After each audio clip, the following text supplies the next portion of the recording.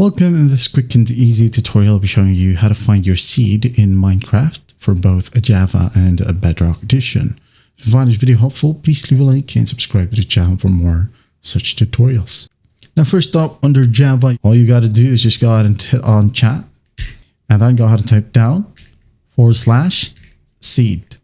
And after that, again, /seed, hit on enter, and here's your seed. You can just go ahead and click on it and copy it and paste it to or set it to whoever you want.